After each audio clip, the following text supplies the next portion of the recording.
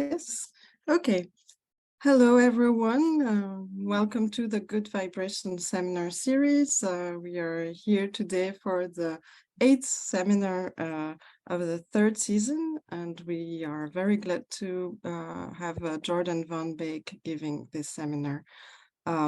Just before I leave the floor to Dominic Bowman to introduce Jordan, I want just to point out that so we've had a bit of troubles for the last recordings, but it's now solved, and we will put the recordings of the 3 last seminars in a row very soon on the website. Without further ado, I leave the floor to no less than one of Jordan's PhD supervisor for introducing him. So Dominic, the floor is yours. Thank you, Rita. Yes, so it is indeed my pleasure to introduce Jordan van Beeck today, who is a PhD student at KU Leuven in Belgium. So Jordan is under the supervision of Professor Connie Ertz, but also Professor Tin van Hulst from the Royal Observatory of Belgium, and also myself.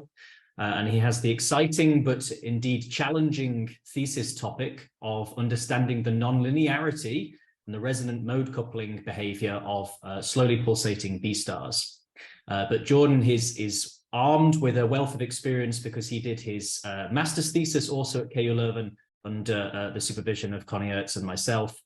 He was previously a bachelor student of KU Leuven as well. So he has that grounding in the mathematics and the observational aspects of asteroseismology, which we are going to hear about today.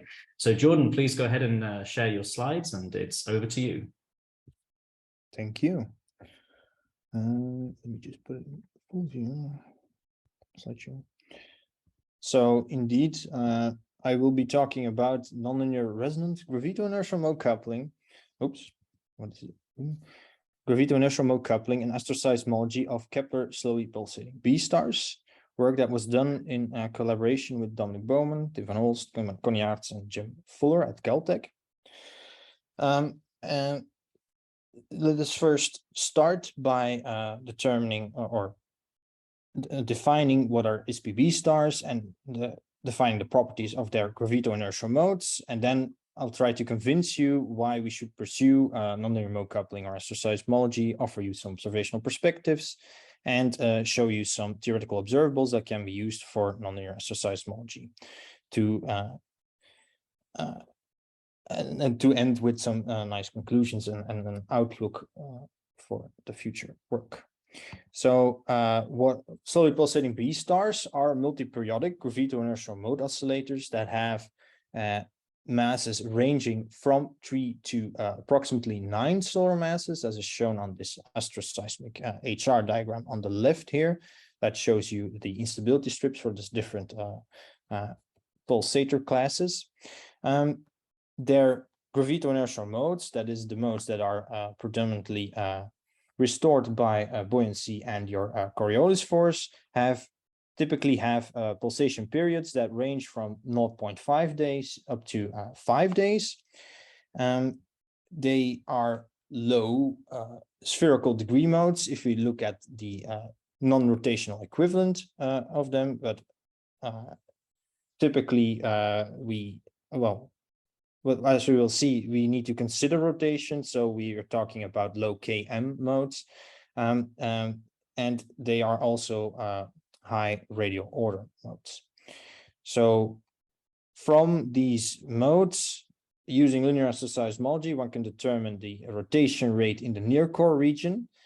And if one does that, one can see that many of these SPB stars have wildly varying, so the rotation rates among these SPB stars are wildly varying, ranging from very slow rotating, like 5% critical, all the way up to near critical rotation rates.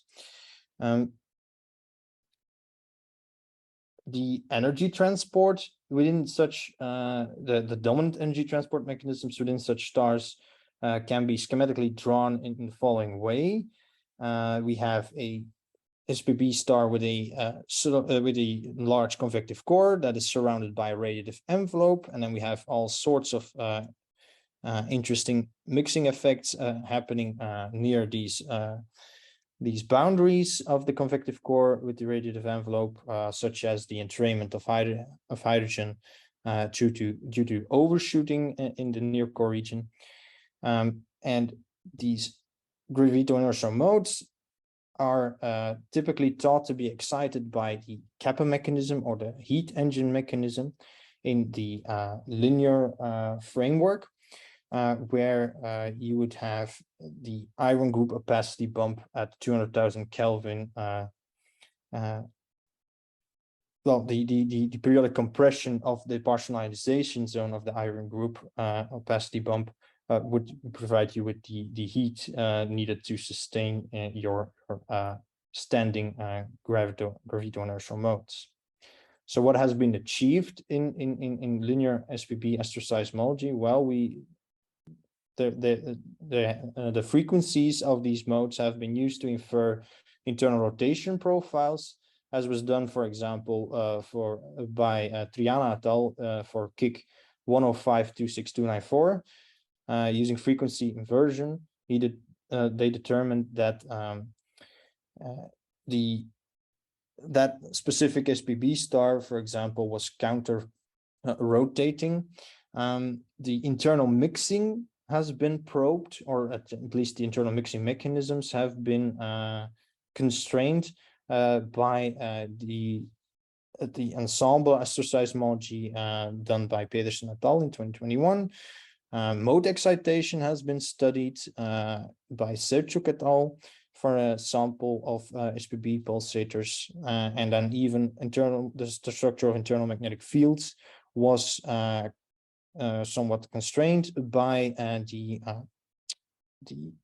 mode by looking at their effect on the frequencies of the modes in H4317 in Buijgaard et al. So these are quite exciting developments in linear asteroseismology. So why should one actually pursue nonlinear mode coupling and asteroseismology at all? Well, linear asteroseismology offers you no amplitude information on from the linear theory, whereas nonlinear asteroseismology actually uses mode coupling theory to determine these long-term amplitude evolutions, determine the amplitude maxima, or the amplitude limitation by excitation of different combination modes, and as well gives you an idea of how strongly linear frequencies are shifted from due to these nonlinear mode coupling occurring between the modes.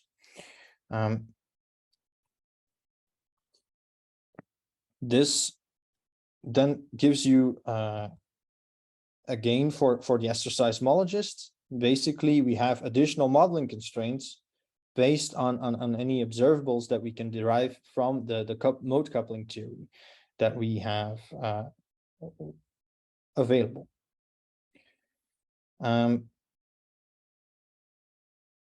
What are the observational perspectives that we have on nonlinear mode coupling? Well, in order to determine that, we look at the sample of Kepler SPB stars, a sample of 38 Kepler SPB stars, of which 26 are shown on this Kiel diagram that shows you the luminosity in terms of on the y-axis and the effective temperature on the x-axis, and the color scale indicates how many modes are thought to be linearly excited within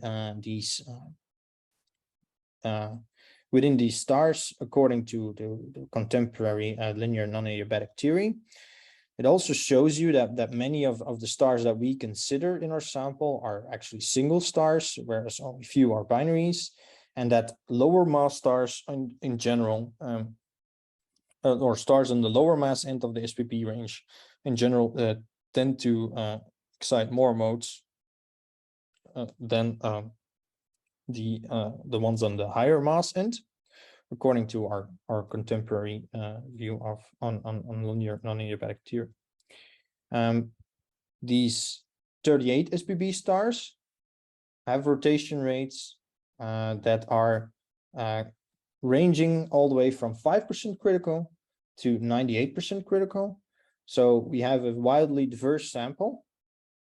And in order to characterize the variability in that wildly diverse sample, we use a technique called iterative pre-whitening, where you would take a light curve that is corrected for any, what's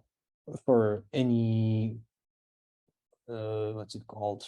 Any instrumental trends, that was the word I was looking for.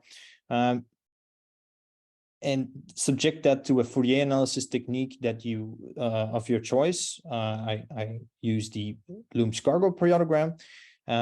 Then use the signals that one can detect from the Fourier analyzed spectrum and subject them to a signal selection technique or a signal significance criterion. Use the most significant signal in your nice light curve model, fit the least square, perform a least squares fit of that light curve model to your light curve, obtain residuals, put those residuals into your Fourier analysis method, select the next significant signal, etc., until you hit a boundary where your signal significance criterion or your signal selection method determines that the next signal that you're trying to extract is no longer significant.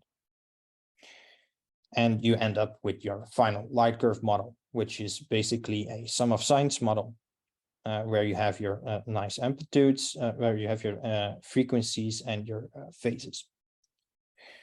In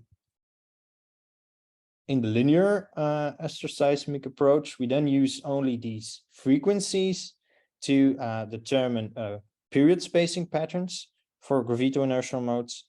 And these period spacing patterns are then the main observables on which these conclusions can be reached.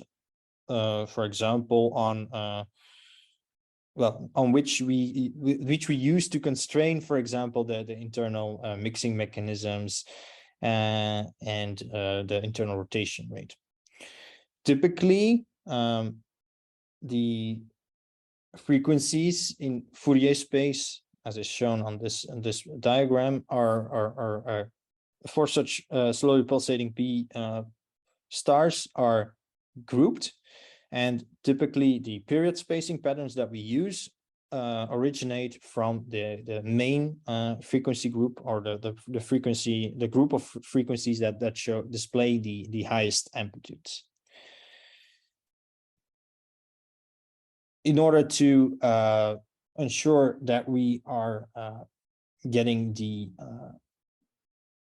light curve model that is closest to reality, we need to check the self-consistency of our iterative pre-whitening methods, and we do that by varying strategies in this iterative pre-whitening procedure. And in Van Beeck et al. 2021, we used 5 different strategies to determine 5 different light curve models, varying the way we perform the least squares fit and varying the way we determine the signal significance. And then compared those 5 final light curve models by means of a explained scales variance parameter, which determines how well our light curve model fits the actual light curve, scaled by some factor that depends on the number of timestamps in the time series used to determine the light curve, and the number of parameters in your fit model. Using that FSV parameter, or explained scaled variance parameter, one can then determine that several of the 38 stars, I think about half of the 38 stars, are so-called high FSV stars, for which our light curve models fit the actual light curves extremely well, whereas for other whereas other groups of stars called the high mode density stars and the outbursting stars have less convincing fits of these of these light curves using our sum of signs models. So these outbursting stars have typically have time dependent amplitudes, so it's no well, it isn't surprising that such models fit these that such sum of signs models with non-varying time varying amplitudes are not fitting these light curves extremely well. On the overall, the choice of pre-whitening strategy, however, for these high FSV stars does not seem to highly impact the results, though.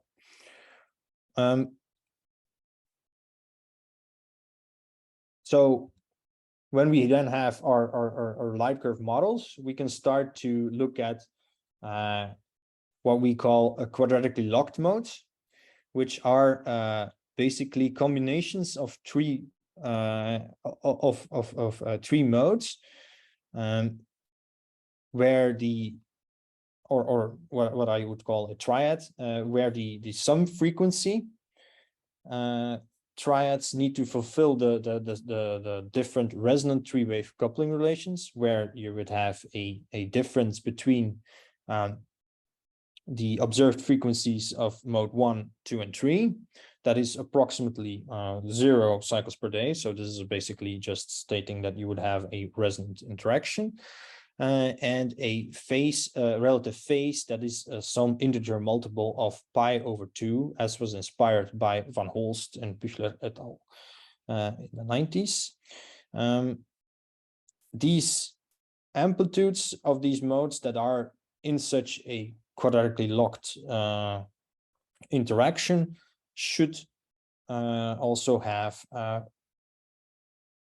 should also not be time dependent, as can be determined from observations as well. The hope in determining these quadratically locked modes is to give you some is to actually look at the modes in different frequency groups other than the main frequency group, in the sense that one might see that two modes from this frequency group can sum up to a frequency that is very close to the frequency of one of the modes in this group, indicating that these two modes can potentially undergo a resonant interaction with one of the modes in this main frequency group, which can lead to an additional understanding of why we can why these specific frequency grouping patterns appear in the first place in our periodograms. If we look for these quadratically locked modes in the sample of SPB stars that we have, of Kepler SPB stars that we were studying in Van Beeck et al. 2021, it became rather clear that these resonant couplings seem to be ubiquitous among all of these Kepler SPB stars, with many of the stars having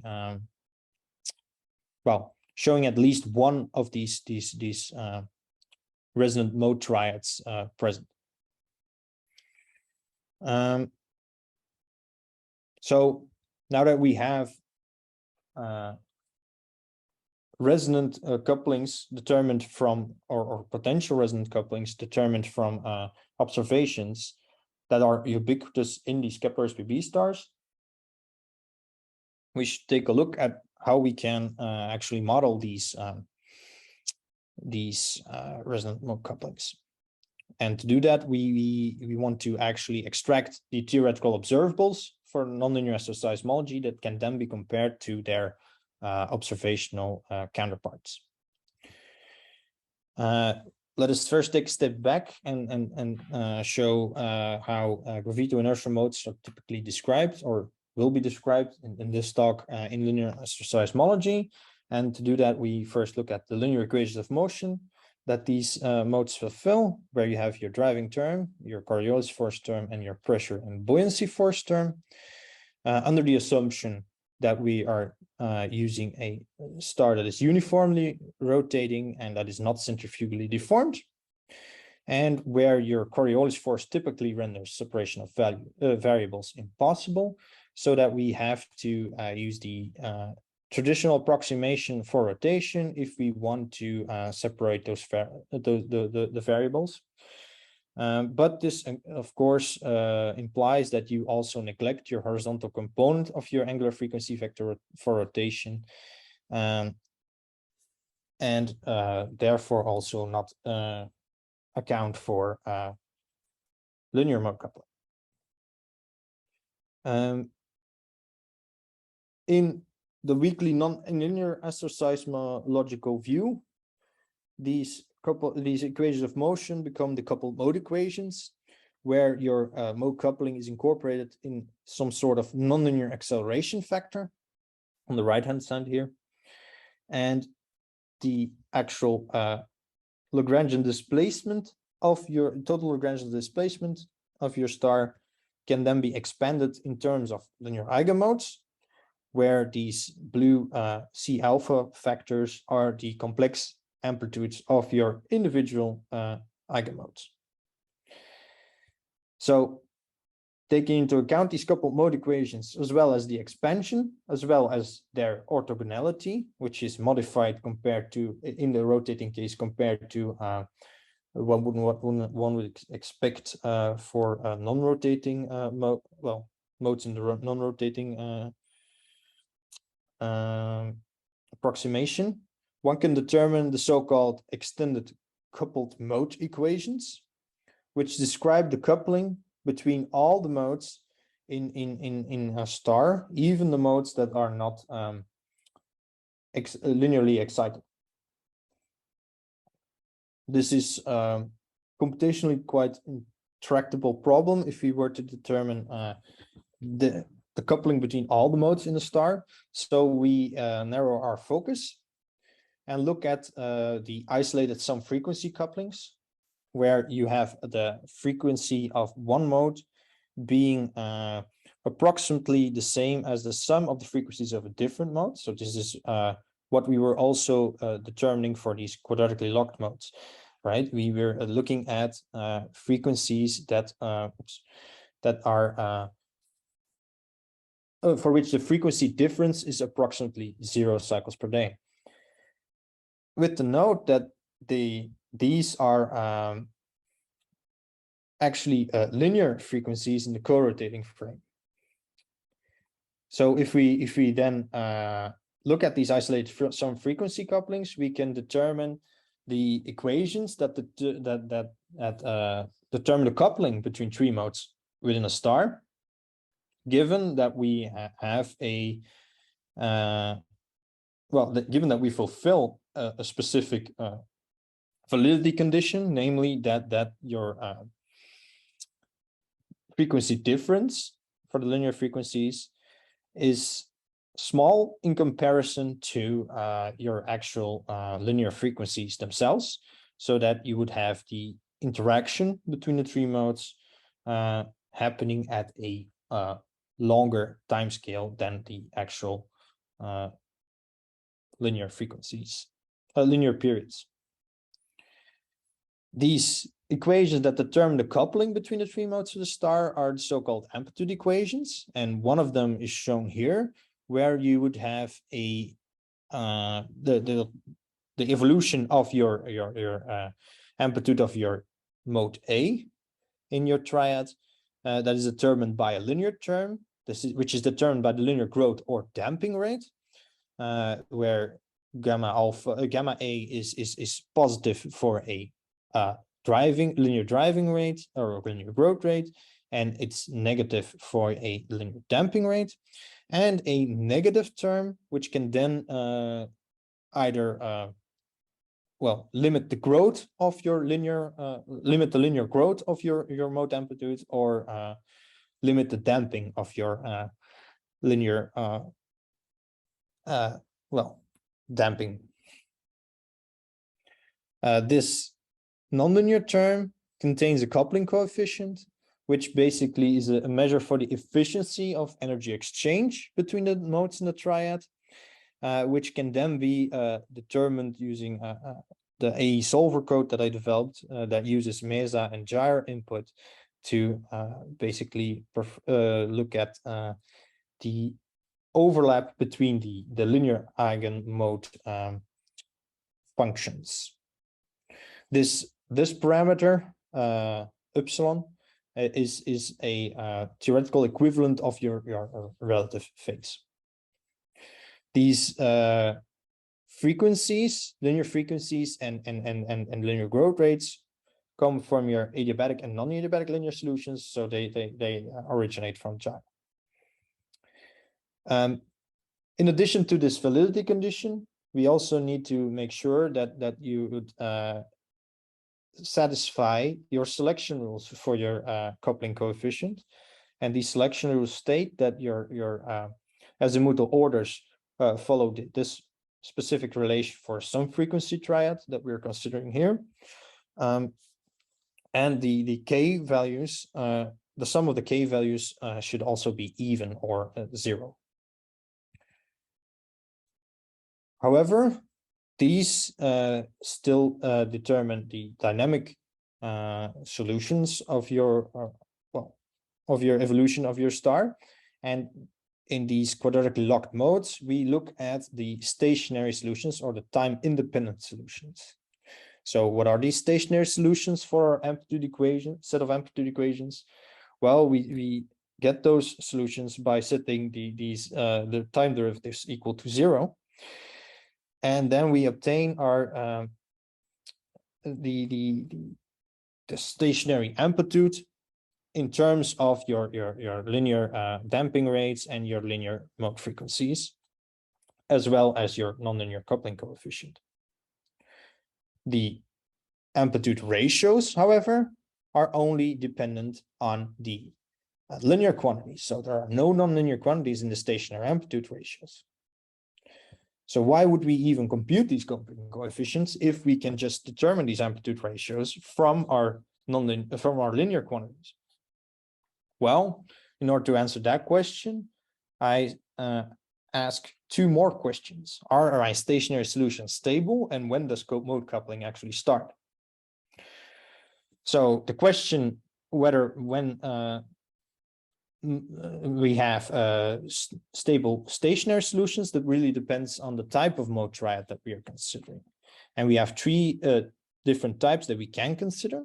We have the direct resonance, where your mode alpha is linearly damped and your modes beta and gamma are linearly driven. And you have the parametric resonance, which is the inverse of your direct resonance. And then you have a driven resonance in which all three modes are linearly driven.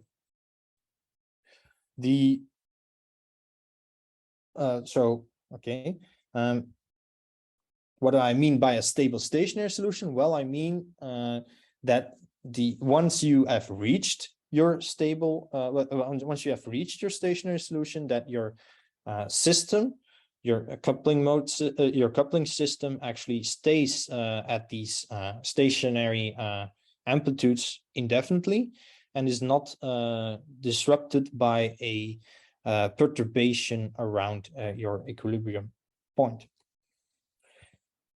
So how do we determine analytically when we have stable stationary solutions? Well, we do that by realizing that your amplitude equations are in fact just an autonomous dynamical system, and that the stationary solutions are basically the fixed points of that autonomous dynamical system, so that the stability of these stationary solutions is actually the stability of these fixed points.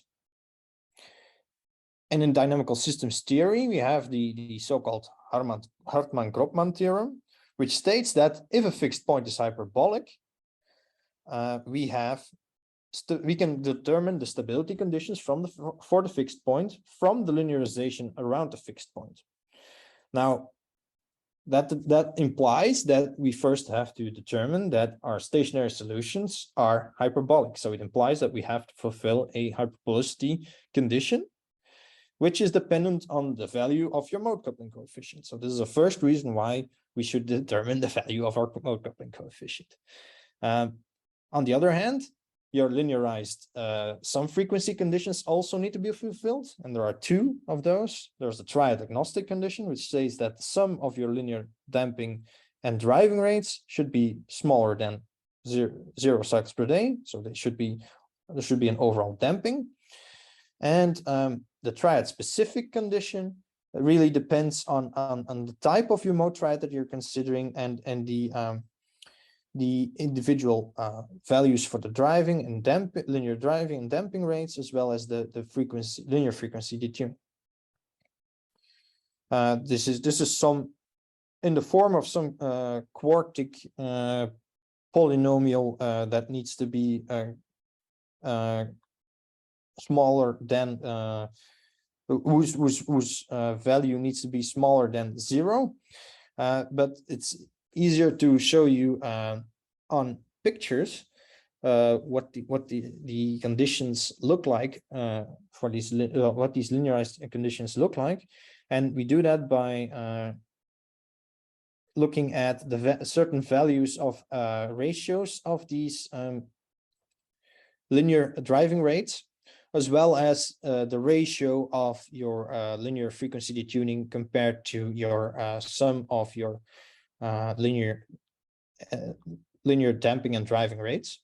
And the black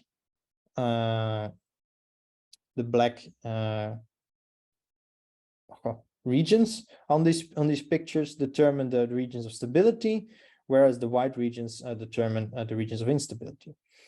And we show that for quite different. Well, this varies quite significantly with the value of your detuning to damping. Well, detuning to linear driving damping ratio, and typically the condition the parameters of the modes that we consider in our SPB stars are found to be inside one of these stability regions. So we have a lot of potential stable stationary solutions available. On the other hand, we also need to determine when mode coupling ensues. When does it start? And from theory, there's a very nice condition that one can determine, namely that once your amplitude of your specific, well, if you look at a parametric parametric resonance, once your amplitude of your parent mode is larger than a specific threshold amplitude given by this equation, which is again dependent on your coupling coefficient, then you would have parametric mode coupling between these different modes. So given this specific condition for the start of mode coupling, one can determine then the isolation conditions, which are basically the conditions that under which three modes would interact with each other, would only interact with each other.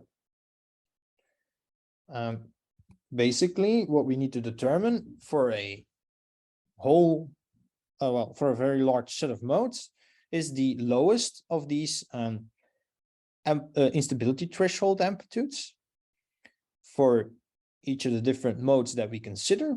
And we need to ensure that this lowest instability threshold amplitude for each mode in the triad that we consider is the same, because if that were not the case, then the amplitude of one of the modes in the triad would be set by a different mode triad, or the coupling in a different mode triad. Hence, we would not be in a isolated coupling situation anymore. In addition to that, we also need to ensure that the actual amplitude, equilibrium amplitude at which your, well, your parent mode in your parametric resonance ends up is smaller than that of the next smallest instability threshold amplitude that one can form with with the parent mode A and different daughter modes B and C. We also want to ensure that these isolation conditions are fulfilled, because if they are not fulfilled, we are in a situation of multimode coupling, and we cannot use our amplitude equations to actually determine what the amplitudes are or ought to be according to our understanding of the nonlinear theory.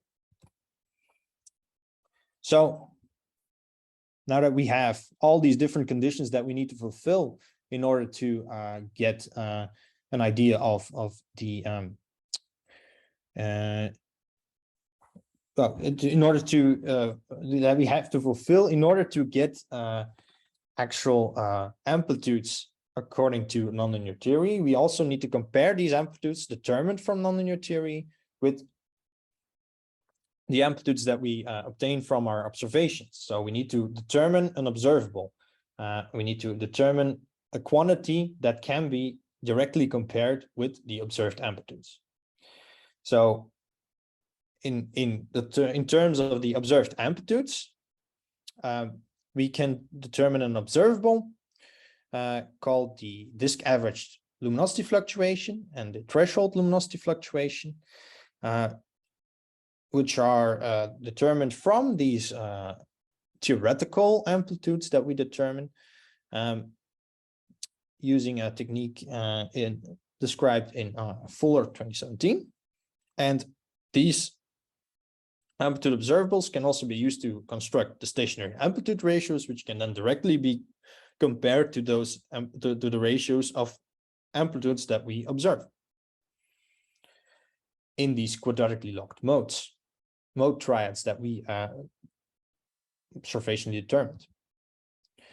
If we then use our codes, our A solver code setup in accordance with a Mesa and gyre, with the output from Mesa and gyre for a representative for solar mass SPB model that has a fractional hydrogen that has a fractional hydrogen that has a hydrogen mass fraction in the core of 0.59 and use that to determine the stationary amplitude ratios for a model in which the star is rotating at a 20% critical rotation rate in comparison to a 60% critical rotation rate. We find, for example, that the slower rotating star produces isolated mode triads that have daughter amplitude over daughter surface luminosity fluctuation over parent surface luminosity fluctuation ratios that are larger than those for the faster rotating stars. And this can be envisioned, well, quite simply as due to the fact that these coupling coefficients that we obtain for the faster rotating stars are lower, so that the energy the efficiency with which energy is transferred between the modes is also lower for these faster rotating stars. Now, this is still work in progress, so more will be shown in an upcoming paper. And then the theoretical observables for observed frequencies can be so the observable for the frequencies can be determined from your observed frequency in the sense that we can shift it to the co-rotating frame by adding this factor here, and then add a additional frequency shift due to the nonlinear mode coupling, which is dependent on your frequency detuning and your driving and damping rates.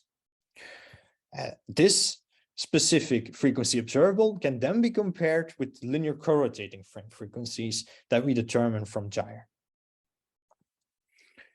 On the other hand, we can also look at the observed phases, and the relevant observable in this for these observed phases is the stationary relative phase observable, which is basically a difference between the specific observed phases of the modes that is a factor of the that is dependent on a rather arbitrary factor of the initial conditions, which is the phase of these modes at the time they started interacting, as well as a conversion factor from your amplitude to your luminosity phase, to your luminosity surface luminosity fluctuation. Sorry, the wrong one. A phase factor that comes from that conversion, as well as a specific pi/2 phase shift that comes from the specific light curve model choice, where you would have a phase factor of pi/2 if you choose to use a sum of sines model, and where this factor would not be there if you would use a sum of cosines model.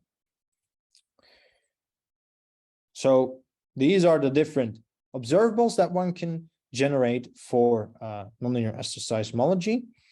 And to conclude, we can then say that resonant couplings are ubiquitous among these detected SPB G modes, yet we should be mindful of the self-consistency of the pre-writing strategy in determining these light curve models. Hence, one should determine whether the strategy is not affecting the uncertainties on your determined observed mode amplitudes and frequencies and phases, because these will be important in determining when comparing to the actual observables that we can obtain from isolated three-wave coupling theory in combination with Mesa and gyre models, such as these threshold surface luminosity fluctuations, these surface luminosity fluctuation ratios, the linearized frequencies that I talked about earlier, and the stationary relative phases. However, one needs to also make sure that several other conditions are fulfilled before one starts comparing these specific theoretical observables to your observed frequencies. Namely, we need to ensure that resonant AE validity condition or amplitude equation validity condition is fulfilled. We need to ensure that the selection rules for your coupling coefficient are fulfilled, and you need to ensure that the stability and hyperbolicity conditions as well as the isolation conditions are fulfilled. To paint a picture of what will happen in the near future is, well, what will happen in the near future is that we will try to use these observables that I just described earlier to perform asteroseismic nonlinear modeling of the resonances that we detected in the 2021 paper for our Kepler SPB stars. And on the longer run, we should also look at expanding our formalism to include the cubic nonlinear coupling interactions, so that this interactions between four modes, or the multimode coupling situations where we would have multiple mode triads coupling at once. Well, determine the amplitudes of the modes in your considered. Well, multimode coupling is basically when you would have when you would have the amplitudes of one of the modes in your mode triad be dependent on a different triad, the coupling in a different triad. To end this presentation, I would like to use a statement made by Zhang et al. In a review that states that the time of renaissance for nonlinear asteroseismology is here. It has come. Thanks very much, Jordan. So I'll give you some virtual applause, and we want to allow questions from the audience. So if you do have a question, please raise your hand. If you wish to ask your question yourself, otherwise you can type it in the chat and I can ask it on your behalf. And I see Daniel Rees has his hand up, so please, Daniel, go ahead. Hi, can you hear me? Yes. Okay, good. Thanks for the very interesting talk. I had a question related to the traditional approximation. I've seen some proceedings and some articles by Umenli and Hideyuki Sayo, where they show that excitation rates that you get from the traditional approximation are not always accurate compared to what you would get from a 2D pulsation calculation. So I was wondering if that could affect some of these nonlinear coupling calculations. Well, given that we assume that well, the premise for using these nonlinear mode coupling calculations is that you actually assume that the linear driving rates that you obtain from your nonlinear adiabatic calculations are the correct linear driving rates, right? So they would most definitely well, that would most definitely impact the stationary amplitudes that you get in the end, or at least definitely will impact. Well, yeah, it will definitely impact your observables and will thus definitely impact your result. Yes. Okay, thanks. Any other questions? If there's still thinking time. Oh, no, say, Jörn, please go ahead. Well, thank you for a very interesting talk. It's good to see these issues being looked at again. It has been a very long time. And of course, you take the complicated case of also having the effect of rotation. So that's very ambitious. But the observations are brilliant, so that's great. Two questions. You looked at a model close to breakup or close to critical. So at that point, is the assumption of neglecting the centrifugal force really justified? Yeah, that's a good, that well, that yeah, definitely. So for the models, this traditional approximation would not hold for these models near breakup. So the astroseismic modeling of those stars near breakup will have to await a theory in which we take into account the centrifugal deformation. But yeah, that's food for future thought. So of course the previous questioner and our chairwoman have studied how to calculate more specifically rotating oscillations and rotating stars where you don't need to use these approximations. So do you think there's any hope of coupling your coupling theory with these 2D oscillation calculations where all these effects are taken into account? Mm-hmm. Yeah, well, that's a good question. So the description of the modes is well. So okay, hold on. So the 2D you mean you look at modes determined from 2D stellar modeling, right? Yeah, that 2D oscillation calculations. Yeah, well, in principle, the oscillation calculations are 3D, right? That's what I'm thinking about. So in a sense, it would depend on the way you determine these coupling integrals. They would not be so you would not have a radial part and an angular part, but you would just have a single three-dimensional coupling integral that would then depend on, well, your Brunt-Väisälä profile for one would not be simply a radial profile, but it would be a 2D profile, which depends on one of your angular parameters, right? So yeah, that should be feasible. It just depends. It's just it is a change in the numerical setup of your right. Your, coupling. And of course, it's found to be much more complicated. Just to get back to us, as a classical seismologist, my main concern about these effects would be how much they change the frequencies compared with the linear frequency calculations, because that would then affect how our model fits in. So do you have any comment on that?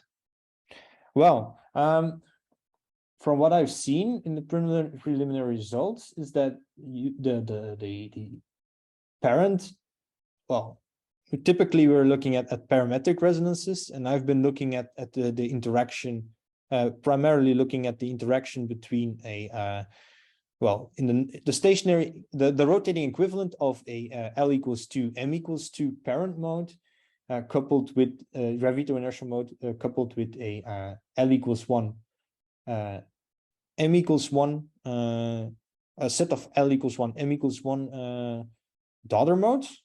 So we would have a quadrupole mode coupling, a quadrupole prograde mode coupling with a dipole prograde, set of dipole prograde modes. And for these couplings, I can say that the parent mode frequencies are not shifted.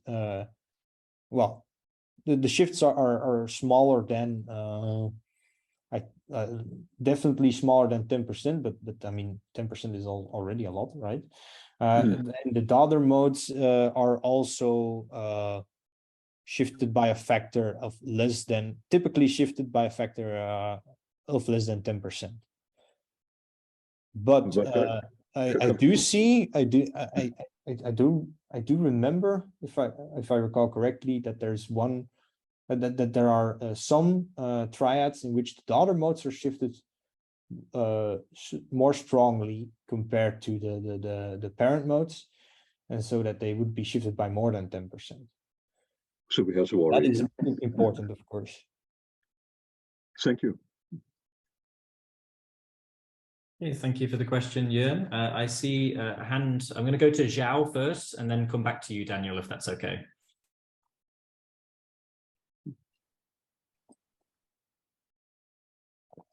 Thank you for a nice talk. So I'm wondering about the coupling strength. So does the coupling happen mostly near the inner turning point or near the surface for these B stars, J modes? Okay, so I should have said this during the talk, but the coupling of these gravito inertial modes happens primarily in the near core region. That is where your interaction primarily takes place. But near the surface, the amplitude also, the mode amplitude is increasing. So could it possible that a couple like the most coupling strength happens near the core region, but also near the surface, or for the whole cavity? Well, under the assumption that we made for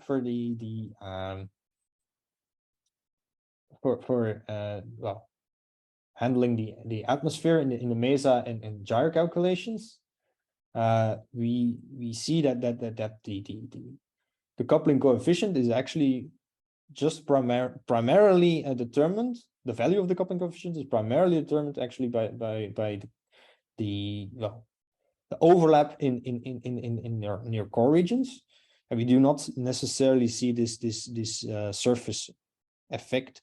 But of course, yeah, this depends again on what assumptions you make when you are handling these inherently non-adiabatic modes near the surface. The non-adiabatic effects near the surface, right? So as far as our models go, the coupling strength or the coupling efficiency is set by what happens in or how similar the modes are in the near coupling region, a near core region. Sorry. Okay, yeah, thank you.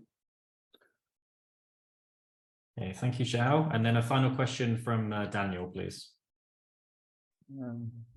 Okay. I actually have several questions. One of them is very naive, but is K the harmonic degree, just in terms of notation? Oh, I'm sorry. I should have said this. So K is for a gravito-inertial mode is determined as well.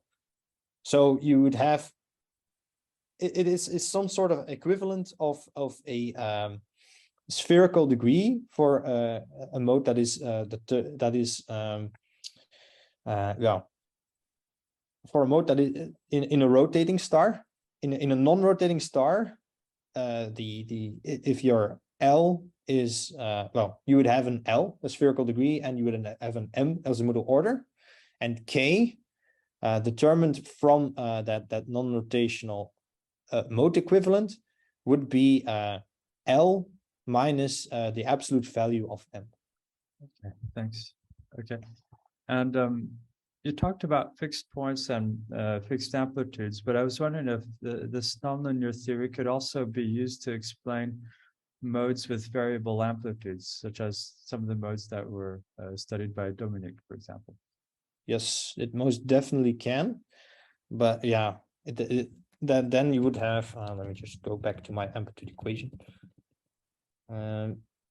So then you would basically numerically integrate this set of amplitude equations over time, and then you will not get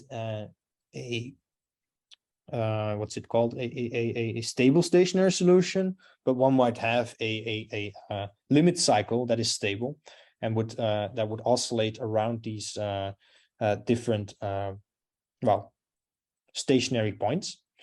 Or one can even have in principle have chaotic solutions in which you would have